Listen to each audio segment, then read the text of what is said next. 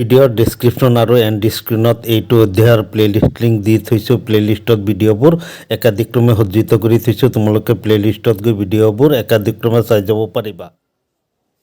এতিয়া আমি আলোচনা কৰিবলৈ আগবাঢ়িছোঁ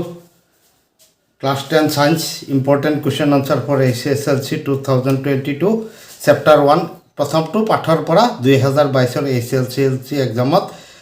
আহিব পৰা সম্ভাৱনাময় প্ৰশ্ন উত্তৰখিনি আলোচনা কৰিছোঁ। 1 তলৰ প্ৰতিটো প্ৰশ্নৰ বাবে 4টাকৈ উত্তৰ দিয়া আছে, কেৱল শুদ্ধ উত্তৰটো লিখা। আমি কেৱল শুদ্ধ উত্তৰটো লিখিব লাগে। তলৰ কোনটো এটা দ্বি অপহৰণ বিক্ৰিয়া? তলৰ কোনটো এটা দ্বি অপহৰণ বিক্ৰিয়া? কেলছিয়াম কাৰ্বনেটক তাপ দিলে কেলছিয়াম অক্সাইড আৰু কাৰ্বন ডাই অক্সাইড। দ্বি অপহৰণ দুটা বিক্ৰিয়ক পদাৰ্থৰ মাজত আয়নৰ বিনিময় হ'ব লাগিব। ইয়াত এটা ভাঙি দুটা হৈছে বিযোজন বিক্ৰিয়া, বিয়োজন। তাৰপিছত আইৰণ আৰু কপাৰ ছালফেটৰ মাজত বিক্ৰিয়া ঘটি আইৰণ ছালফেট আৰু কপাৰ গঠন হৈছে। ই এটা অপহৰণ বিক্ৰিয়া। আইৰণে কপাৰক অপহৃত, কপাৰে অক্সিজেনৰ লগ লাগি কপাৰ অক্সাইড গঠন কৰিছে। ই এটা জাৰণ বিক্ৰিয়া। এইটোত পটাছিয়াম ব্ৰমাইডে বেৰিয়াম আয়ডাইডৰ লগত বিক্ৰিয়া কৰি পটাছিয়াম আয়ডাইড আৰু বেৰিয়াম ব্ৰমাইড। এতিয়া পটাছিয়াম ব্ৰমাইড আছিলে, এই আয়ডিনটো পটাছিয়ামৰ লগত গ'ল, ব্ৰমিনটো বেৰিয়ামৰ লগত গ'ল। তাৰমানে ইয়াত আয়নৰ বিনিময় হৈছে। গতিকে ইয়াত 4 অপশ্যনটো আমাৰ কি শুদ্ধ উত্তৰ। 2KBr AQ plus Bi2 AQ implies 2Ki জলীয় AQ মানে জলীয় BBr, তাৰ মানে ই গোটা বেৰিয়াম ব্ৰমাইডটো এছ লিখা মানে কি গোটা পদাৰ্থ গঠন হৈছে। এই প্ৰশ্নটোৰ আনসাৰ আমি শুদ্ধ অপশ্যনটো পাতিলেই হৈ গ'ল। এতিয়া আমাৰ সন্মুখত আছে 1ৰ বি প্ৰশ্নটো। তলৰ বিক্ৰিয়াটোৰ বাবে উক্তিসমূহৰ কোনকেইটা অশুদ্ধ? তলৰ বিক্ৰিয়াটোৰ বাবে কোন এই বিক্ৰিয়াটো লেড অক্সাইডে কাৰ্বনৰ লগত বিক্ৰিয়া কৰি লেড আৰু কাৰ্বন ডাই অক্সাইড গেছ গঠন হৈছে। ইয়াত লেড বিজাৰিত হৈছে, লেড নহয়, ইয়াত অক্সিজেন হেৰুৱাইছে লেড অক্সাইডে। গতিকে লেড অক্সাইড বিজাৰিত হৈছে, কাৰ্বন ডাই অক্সাইড জাৰিত হৈছে। কাৰ্বনৰ জাৰণ ঘটি কাৰ্বন ডাই অক্সাইড হৈছে। গতিকে কাৰ্বন জাৰিত হৈছে কথাটো শুদ্ধ। তাৰমানে এই দুটা শুদ্ধ। প্ৰথম দুয়োটা উক্তি কি ভুল। এতিয়া এ অপশ্যনত দিছে 1 আৰু 2, বি অপশ্যনত দিছে 1 আৰু 3, 3টো শুদ্ধ। আমাৰ অশুদ্ধটো লিখিব লাগে 1 2 3। ইয়াত আমাৰ 3টো শুদ্ধ, অশুদ্ধ নহয়। তাৰপিছত ডি সকলো, তাৰমানে 1 আৰু 2টো আমাৰ কি শুদ্ধ। এই অপশ্যনটো আমি পাতিলেই হ'ল। 1 আৰু 2 আমাৰ এইটো সমাধান কৰা হৈ গ'ল। এই সমস্যাবিলাকৰ আমি শুদ্ধ উত্তৰটো কৈছে কি 4টাকৈ উত্তৰ দিয়া আছে, কেৱল শুদ্ধ উত্তৰটো লিখা। আমি শুদ্ধ কোনটো এইটো আমি গোটেইখিনি লিখিব লাগিব। যদি অপশ্যন লিখিব আহে শুদ্ধ উত্তৰৰ ABCD, শুদ্ধটোৰ ABCD যিকোনো শুদ্ধটো লিখা, তেতিয়াহ'লে আমি এ বহাই দিলেই হ'ল। এতিয়া শুদ্ধ উত্তৰটো লিখা মানে কি আমি গোটেইখিনি লিখিব লাগিব।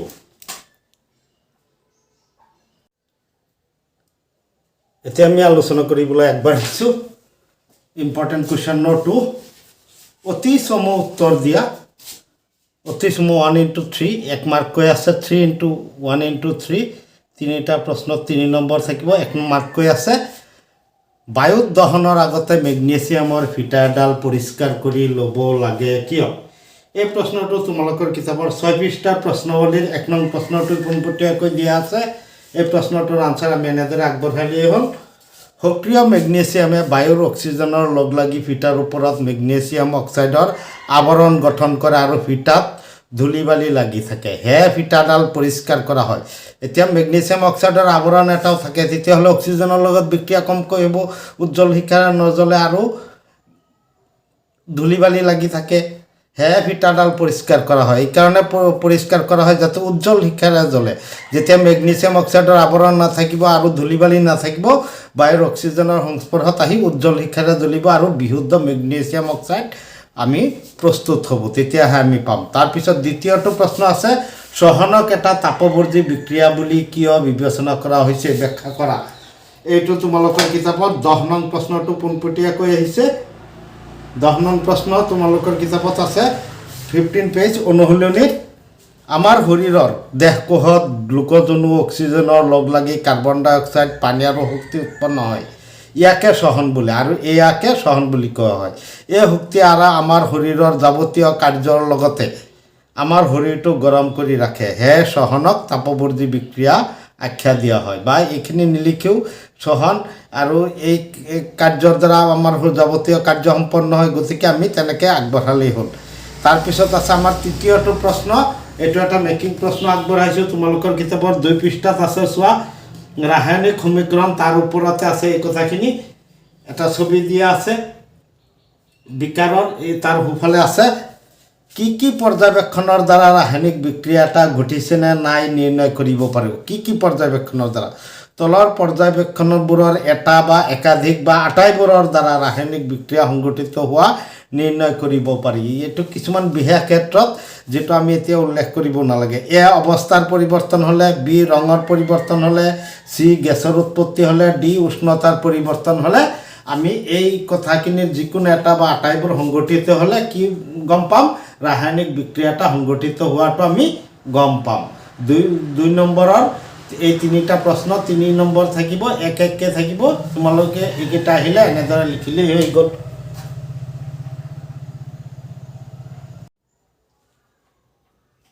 এতিয়া আমাৰ সন্মুখত আছে important question number 3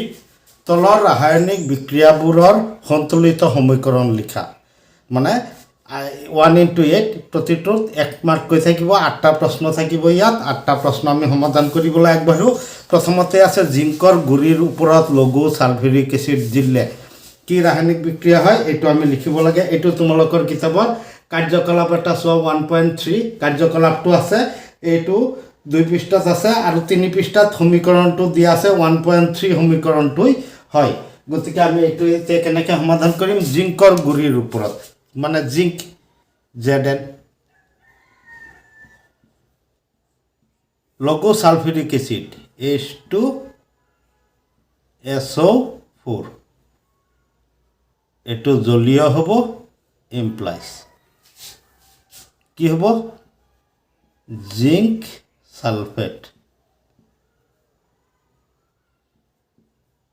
plus H2 hydrogen gas এটো সোয়া জিংকে 2 যোজ্যতা সালফেটৰ 2 গতিকে জিংক সালফেট আমি একো লিখিব নালাগে তে হাইড্ৰোজেন দুটা বাকি কিটা সোয়া একে আছে আমাৰ তাৰ মানে এটো আমাৰ সমীকৰণটো লিখিলেই হ'ল ইয়াৰ সন্তুলন হৈয়েই আছে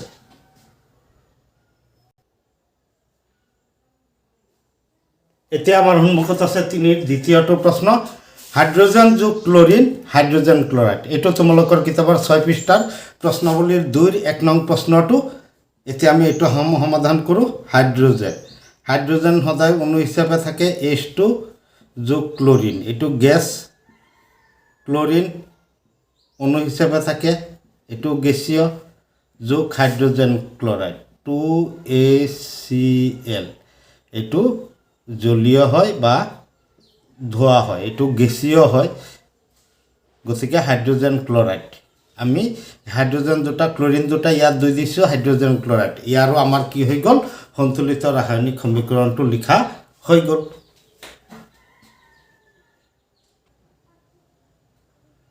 এতিয়া আমি 3 নং প্ৰশ্নটো সমাধান কৰিবলৈ আগবাঢ়িছো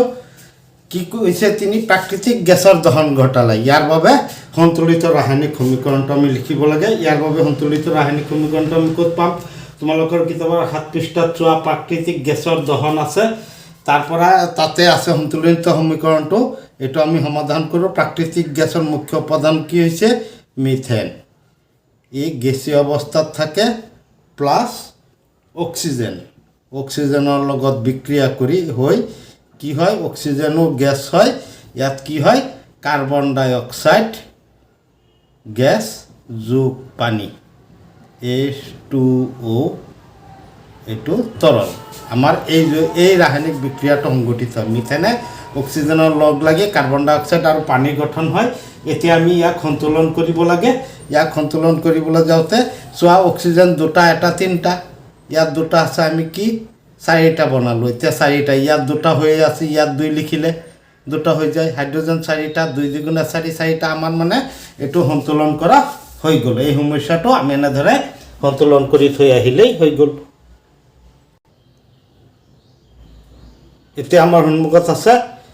তিনিৰ 4 নং প্ৰশ্নটো barium chloride aluminium sulphate implies barium sulphate যোগ এলুমিনিয়াম ক্লৰাইড এই প্ৰশ্নটো তোমালোকৰ কিতাপৰ 6 পৃষ্ঠাৰ প্ৰশ্নাৱলী 2 নং প্ৰশ্নটো পোনপটীয়াকৈ দিয়া হৈছে এতিয়া আমি এটো সমাধান কৰিবলৈ আগবাঢ়ো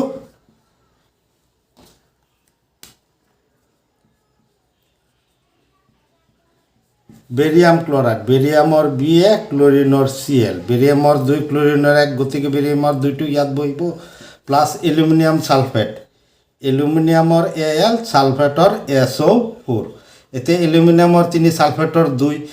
যোজ্যতা দুটা বেলেগ বেলেগ হলে এটাটো আনটোৰ লগত গৈ বহে ইমপ্লাইজ বেৰিয়াম সালফেট বেৰিয়ামৰ 2 সালফেটৰো 2 গতিকে আমি ইয়াত এনেকে এক্সট্ৰা সংখ্যাবিলাক লিখিব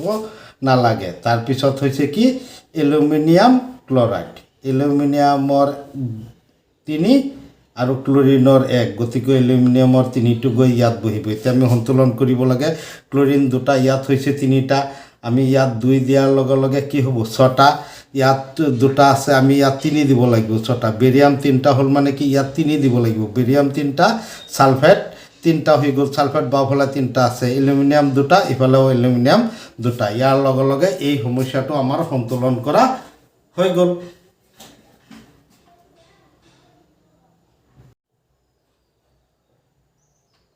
এতিয়া আমাৰ সন্মুখত আছে 3-5 নং প্ৰশ্নটো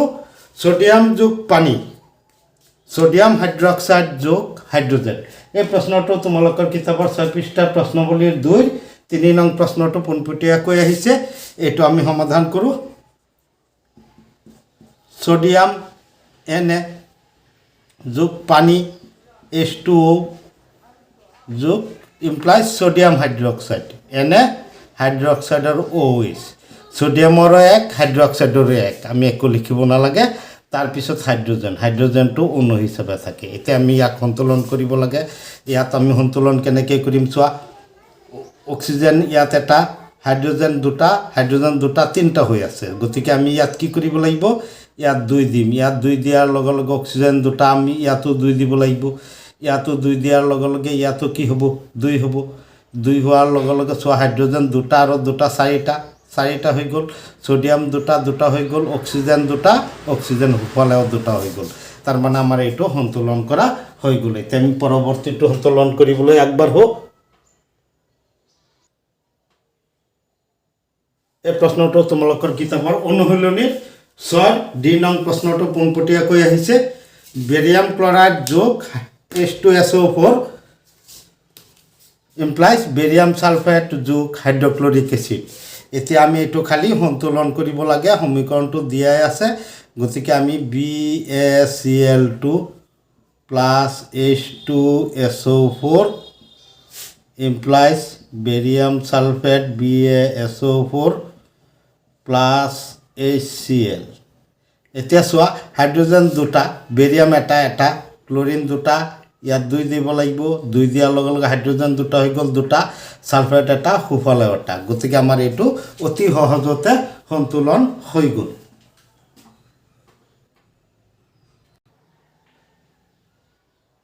এতিয়া আমাৰ সন্মুখত আছে 3-7 নং প্ৰশ্নটো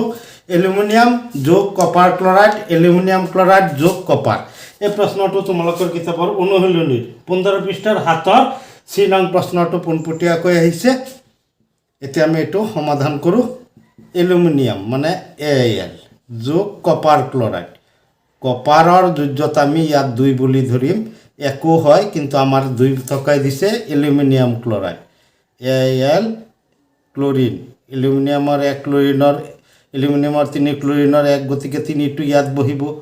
যোগ কপাৰ এতে ইয়াত 3 আছে 3 থাকিলে ক্লোৰিন ইফালে দুটা আছে ইয়াত 3টা আমি কি কৰিব লাগিব 3টা মিলাব লাগিব ইয়াত 3 লিখিব লাগিব 3 2 গুণে কেটা 6টা গতিকে ইয়াত 2 লিখিলে 3 2 গুণে 6টা হোৱাৰ লগে লগে এলুমিনিয়াম দুটা আমি ইয়াত এলুমিনিয়ামৰ আগত 2 দিব লাগিব কপাৰ 3টা হৈ গল কপাৰৰ আগত 3 দিব লাগিব ইয়াৰ লগে লগে এই ৰাসায়নিক বিক্ৰিয়াটো আমাৰ সন্তুলন কৰা হৈ গল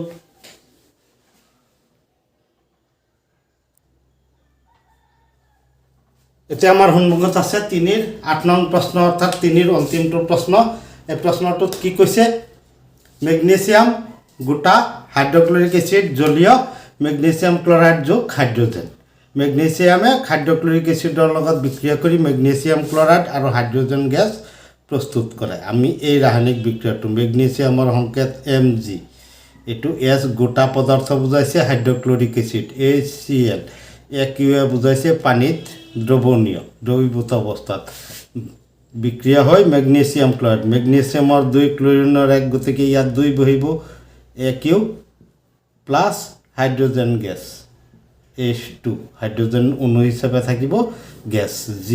এতিয়া আমি ক্লোরিন দুটা হাইড্রোজেন দুটা আমি ইয়াত 2 পাতি দিলে এই ৰাসায়নিক সমীকৰণটো সন্তুলন হৈ গল ইয়াৰ লগে লগে 3 18টা প্ৰশ্ন আমাৰ সমাধান কৰা হৈ গল তোমালোকে এনেদৰে সমাধান কৰি থৈ আহিলে সম্পূৰ্ণ নম্বৰ পাই যাবা তোমালোকে এতিয়া আগবঢ়োৱা প্ৰশ্ন উত্তৰখিনিৰ লগতে 2015 পৰা এতিয়ালৈকে HSLC এক্সামত অহা প্ৰশ্ন উত্তৰখিনিও চাবা তেনেহলে তোমালোকে নিশ্চিতভাৱে 100% প্ৰশ্নৰ উত্তৰ HSLC ফাইনেল এক্সামত কৰি থৈ আহিব পাৰিবা এতিয়া আমাৰ সন্মুখত আছে ইম্পৰ্টেন্ট কোৱেশ্চন নম্বৰ 4 এই প্ৰশ্নটো তোমালোকৰ কিতাপৰ অনুশীলনীৰ 14 নং প্ৰশ্নটো পোনপটীয়াকৈ দিয়া হৈছে এই প্ৰশ্নটো আমি সমাধানটো এনেদৰে আগবঢ়ালেই হ'ল প্ৰশ্নটো হ'ল সিলভাৰ পৰিশোধনত সিলভাৰ নাইট্ৰেট দ্ৰৱৰ পৰা সিলভাৰ আহৰণ কৰোতে কপাৰ ধাতুৰ দ্বাৰা অপহৰণ সংঘটিত কৰা হয় কিয় সমীকৰণ লিখা মাৰ্ক থাকিব 2 কপাৰ সিলভাৰতকৈ সক্ৰিয় আমি জানো সিলভাৰ নাইট্ৰেট দ্ৰৱৰ পৰা দ্ৰৱত কপাৰ যোগ কৰিলে সিলভাৰক অপহৰিত কৰি কপাৰ নাইট্ৰেট প্ৰস্তুত হয় ফলত সিলভাৰ মুক্ত হৈ পৰে এই প্ৰক্ৰিয়াটো অতি সহজতে সিলভাৰ পাব পাৰি হে সিলভাৰ নাইট্ৰেটৰ পৰা সিলভাৰ আহৰণ কৰোতে কপাৰৰ দ্বাৰা অপহৰণ বিক্ৰিয়া সংঘটিত কৰা হয় সিলভাৰ AgNO3 CuNO3 হ'ল 2 কিয় কপাৰৰ যোজ্যতা 2 নাইট্ৰেটৰ 1 গতিকে এই দুইটো গৈ ইয়াত বহিছে সেইকাৰণে আমি ইয়াত 2 দিব লগা হৈছে সিলভাৰ দুটা হৈ গল সেইকাৰণে Ag2 হৈ গল গতিকে এইটো আমাৰ সন্তুলিত সমীকৰণটো লগতে আগবঢ়ালেই হ'ল এতিয়া আমি পৰৱৰ্তী প্ৰশ্নটো সমাধান কৰিবলৈ একবাৰ হোক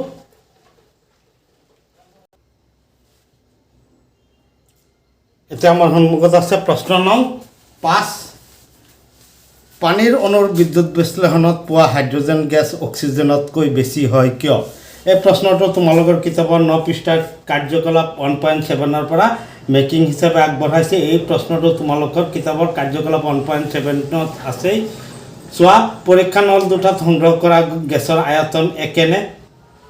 প্ৰতিটো পৰীক্ষা নলৰ ক্ষেত্ৰত কি ঘটিছে সেইখিনি কথাৰ পৰাই আহিছে পানীৰ বিদ্যুৎ বিশ্লেষণ ঘটালে এটা অক্সিজেন অণু গঠন হ'বলৈ দুটা পানীৰ অণুৰ ভাঙনৰ প্ৰয়োজন য'ত হাইড্ৰোজেনৰ দুটা অণু গঠন হয় তাৰ মানে এইটো সমীকৰণ দুটা পানীৰ অণুৰ ভাঙন ঘটিলে দুটা হাইড্ৰোজেন অণু আৰু এটা অক্সিজেন অণু গঠন হয় ইয়াৰ পৰা আমি কি বুজিব পাৰো অক্সিজেনতকৈ হাইড্ৰোজেনৰ অণু দুগুণ গঠন হ'ব ইয়াৰ পৰা বুজিব পাৰি যে পানীৰ অণুৰ যিমানে বিদ্যুৎ বিশ্লেষণ হ'ব সিমানে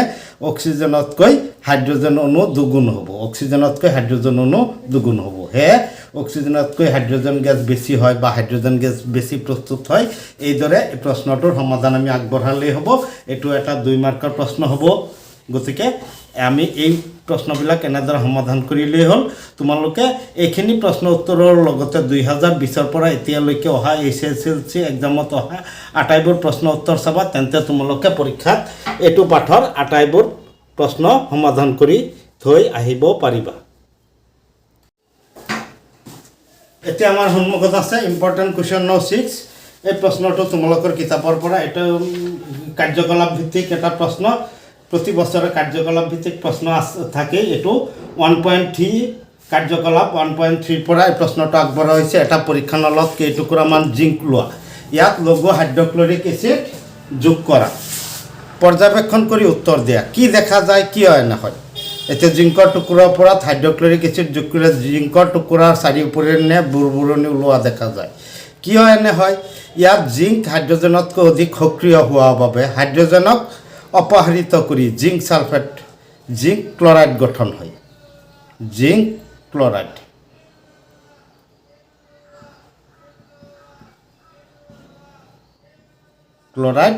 জিংক ক্লোৰাইড গঠন কৰে উৎপাদিত হাইড্ৰোজেন গ্যাসৰ বাবে বুৰবুৰণি দেখা পায় দেখা যায় এতিয়া এইটো সমীকৰণ জিংক জিংক ক্লৰাইড ক্লৰিন দুটা ইয়াত এটা আছে আমি 2 দিব লাগিব হাইড্ৰোজেন দুটা হ'ল ইফালেও হাইড্ৰোজেন দুটা হৈ গ'ল আমাৰ এই বিক্ৰিয়াটো সন্তুলন কৰা হৈ গ'ল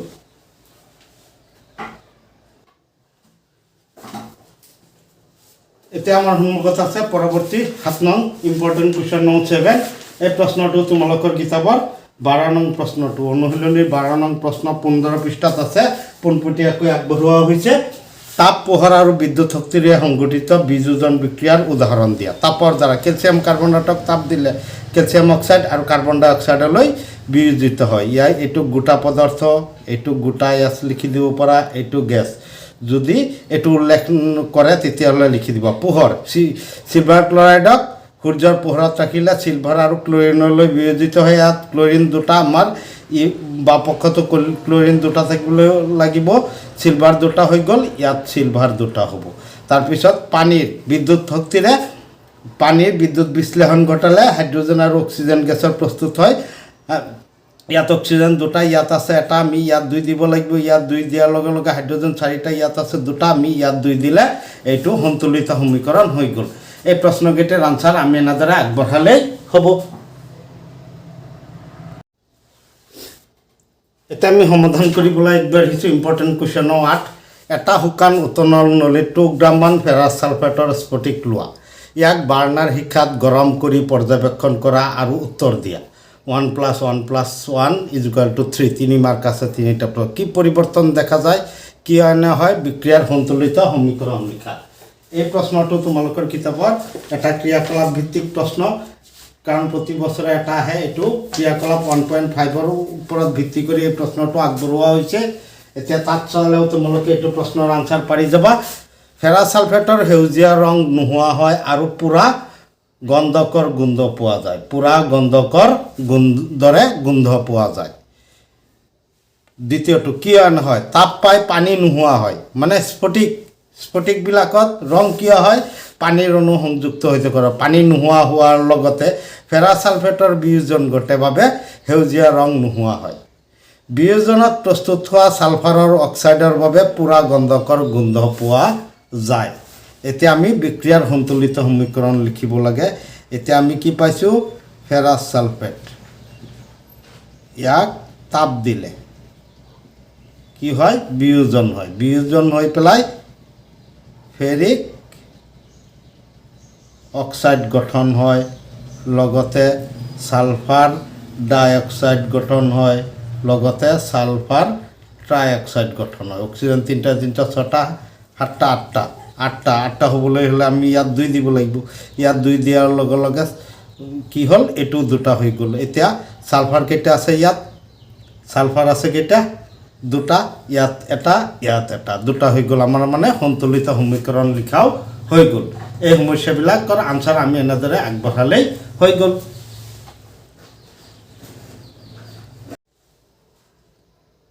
এতিয়া আমাৰ সন্মুখত আছে ইম্পৰ্টেন্ট কোৱেশ্চন নং 9 এই প্ৰশ্নটো তোমালোকৰ কিতাপৰ 8 পৃষ্ঠাৰ কাৰ্যকলাপ 1.62 পৰা আগবঢ়োৱা হৈছে এটা শুকান উতলন নলীত 2 গ্ৰাম লেড নাইট্ৰেট পাউডাৰ লোৱা আৰু গৰম কৰা এতিয়া তোমাৰ পৰ্যবেক্ষণৰ ভিত্তিত উত্তৰ কৰা তিনটা প্ৰশ্ন আছে 1 + 1 + 1 কৈ উত্তৰ দিব লাগে কি দেখা যায় ইয়াৰ নাম কি নলীটোৰ পৰা মুগাবৰণীয়া গেছ ওলোৱা দেখা যায় এই গেছটোৰ নাম নাইট্ৰোজেন অক্সাইড আমাৰ প্ৰথমটো হৈ গ'ল কি হয় না হয় মানে তাপ যেতিয়া তাপ পাই লেড নাইট্ৰেটৰ বিয়োজন ঘটে আৰু নাইট্ৰোজেন অক্সাইড গেছ প্ৰস্তুত হয় নাইট্ৰোজেন অক্সাইড গেছ প্ৰস্তুত ইয়াৰ বৰণ মুগা এই নাইট্ৰোজেন অক্সাইড গেছৰ বৰণ মুগা হোৱা বাবে নলীটোৰ পৰা মুগা বৰণৰ ধোঁৱা ওলোৱা দেখা যায় তাৰ পিছত আমাৰ তৃতীয়টো প্ৰশ্ন হৈছে বিক্ৰিয়াটোৰ বাবে সন্তুলিত সমীকৰণ লিখা লেড নাইট্ৰেট NO3 লেডৰ যোজ্যতা 2 কাৰণে ইয়াত 2 বহিব ইয়াক আমি কি কৰিলো তাপ দিলো তাপ দিয়াৰ ফলত কি হৈছে lead oxide PbO lead oxide nitrogen oxide plus oxygen gas প্ৰস্তুত হয় এতিয়া আমি এটো সন্তুলন কৰিব লাগে এটো আমি কেনেকৈ সন্তুলন কৰিম লেড ইয়াত এটো অক্সিজেন দুটা আৰু এটা কেটা অক্সিজেন পাঁচটা তো হ'ব নোৱাৰে আমি যুগ্ম হিচাপত যাব লাগিব হয়নে ইয়াত কেটা আছে লেড নাইট্ৰেটৰ তিনিটা হ'ব তিনিটা হোৱাৰ লগে লগে লেডৰ যোজ্যতা 2 গতিকে লেড নাইট্ৰেটৰ যোজ্যতা কিমান হ'ব এটো 2 হ'ব এতিয়া আমি কি কৰিব লাগে এইখিনি মিলাবলৈ যাওঁতে ইয়াত অক্সিজেন 3 দুগুণা 6টা আছে ইয়াত 5টা 5টা আমি মিলাব নোৱাৰো তেতিয়াহ'লে আমি কি 12টা লৈ যাওঁ ইয়াত 2 লিখি দিয়াৰ লগে লগে অক্সিজেন 6টা হৈ গ'ল লেড দুটা কেইটা হৈ গ'ল 4টা হৈ যোৱাৰ লগে লগে নাইট্ৰজেন কেইটা আছে ইয়াত নাইট্ৰজেন 5টা নাইট্ৰজেন 6টা নাইট্ৰজেন বাফালে কেইটা হ'ল 2টা গতিকে নাইট্ৰজেন 2টা আৰু ইয়াত 2 থকাৰ কাৰণে 4টা ইয়াত 4 হ'ব নাইট্ৰজেন 8টা অক্সিজেন হ'ল আৰু 2টা 10টা ইয়াত হৈ গ'ল 2টা গতিকে আমাৰ এটো সন্তুলন কৰা হৈ গ'ল এই সমস্যাবোৰৰ আনসাৰ আমি এনেদৰে আগবঢ়ালে সম্পূৰ্ণ নম্বৰ আমি পাই যাম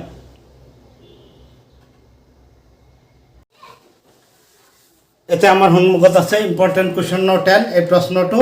ৰাসায়নিক সন্তুলিত ৰাসায়নিক সমীকৰণ কি ৰাসায়নিক বিক্ৰিয়াসমূহ কিয় সন্তুলন কৰিব লাগে এই প্ৰশ্নটো তোমালোকৰ কিতাপৰ অনুশীলনীৰ 15 পৃষ্ঠাৰ 4 নং প্ৰশ্নটো পোনপটীয়াকৈ দিয়া হৈছে 1+2 এই প্ৰশ্নটোৰ আনসাৰ ৰাসায়নিক সমীকৰণ এটাত বিক্ৰিয়ক পদাৰ্থৰ মুঠ ভৰ আৰু বিক্ৰিয়াজাত পদাৰ্থৰ মুঠ ভৰ সমান কৰি প্ৰকাশ কৰা সমীকৰণকে সন্তুলিত ৰাসায়নিক সমীকৰণ বোলে এতিয়া ৰাসায়নিক সমীকৰণসমূহ কিয় মানে সন্তুলন কৰিব লাগে এতিয়া তোমালোকে নৱম শ্ৰেণীত ভৰৰ নিত্যতা বিধি পাইছিলা ভৰৰ নিত্যতা বিধি অনুসৰি ৰাসায়নিক সংযোজনত ভৰৰ সৃষ্টি বা বিনাশ হ'ব নোৱাৰে ভৰ সৃষ্টি হ'ব নোৱাৰিব ভৰ নিশেষ হৈ যাব নোৱাৰিব এই বিধি অনুসৰি বিক্ৰিয়ক পদাৰ্থৰ মুঠ ভৰ আৰু বিক্ৰিয়াজাত পদাৰ্থৰ মুঠ ভৰ সদায় সমান হ'ব লাগিব বিক্ৰিয়ক পদাৰ্থ আৰু বিক্ৰিয়াত উৎপন্ন হোৱা পদাৰ্থৰ মুঠ ভৰ সদায় সমান হ'বই লাগিব হে ৰাসায়নিক সমীকৰণ সন্তুলন কৰিব লাগে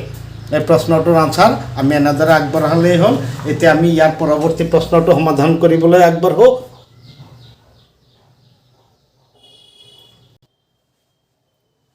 এতিয়া আমি সমাধান কৰিবলৈ আগবাঢ়িছো তোমালোকৰ কিতাপত এটা পোনপটীয়া প্ৰশ্ন ইম্পৰ্টেন্ট কোৱেশ্চন নম্বৰ 11 হিচাপে আগবঢ়াইছো এই প্ৰশ্নটো তোমালোকৰ কিতাপত অনুশীলনীৰ প্ৰশ্ন 16 পৃষ্ঠাত আছে 15 নং প্ৰশ্নটো পোনপটীয়াকৈ দিয়া হৈছে অদক্ষেপ বিক্ৰিয়া মানে কি বুজা উদাহৰণ দি বিক্ৰিয়া ব্যাখ্যা কৰা যিবোৰ ৰাসায়নিক বিক্ৰিয়াজাত পদাৰ্থ অদ্ৰৱণীয় হৈ ৰয় তাক অদক্ষেপ বিক্ৰিয়া বোলে উদাহৰণ সোডিয়াম সালফেট আৰু বেৰিয়াম ক্লৰাইডৰ জলীয় দ্ৰৱৰ মাজত বিক্ৰিয়া ঘটি বেৰিয়াম সালফেট যেটো অদক্ষেপ হিচাপে হয় আৰু সোডিয়াম ক্লৰাইড গঠন হয় ইয়াত সোডিয়াম সালফেটৰ দ্ৰৱৰ লগত বেৰিয়াম ক্লৰাইড দ্ৰৱৰ বিক্ৰিয়া ঘটি অদ্ৰাব্য বেৰিয়াম সালফেট আৰু সোডিয়াম ক্লৰাইড দ্ৰৱ প্ৰস্তুত হয় ইয়াত অদ্ৰাব্য বেৰিয়াম সালফেটে অদক্ষেপ গঠন কৰে হে ই অদক্ষেপ বিক্ৰিয়া এইখিনি প্ৰশ্ন উত্তৰৰ লগতে তোমালোকে 2015 পৰা এতিয়ালৈকে HSLC এক্সামত হোৱা প্ৰশ্ন উত্তৰখিনি চাবা তেন্তে তোমালোকে এইটো পাঠৰ পৰা আটাই যিকোনো প্ৰশ্ন আহিলেই সমাধান কৰি থৈ আহিব পাৰিবা মৰমৰ ছাত্ৰ ছাত্ৰীসকল ভিডিঅ'টো চাই ভাল লাগিছে যদি লাইক কৰা কমেণ্ট কৰা লগতে চেনেলটো ছাবস্ক্ৰাইব কৰা আৰু ভিডিঅ'টো বন্ধুসকলৰ লগত যিমান পাৰা শ্বেয়াৰ কৰা ইয়াৰ উপৰি ভিডিঅ' ডেছক্ৰিপশ্যন আই বাটন আৰু এণ্ড স্ক্ৰীনত বেলেগ অধ্যায়ৰ প্লেলিষ্ট লিংক দি থৈছোঁ প্লেলিষ্টত ভিডিঅ'বোৰ একাধিক্ৰমে সজ্জিত হৈ আছে তোমালোকে তাত গৈ ভিডিঅ'বোৰ একাধিক্ৰমে চাই যাব পাৰা ইয়াৰ উপৰিও ডেছক্ৰিপশ্যনত PDF লিংক দি থৈছোঁ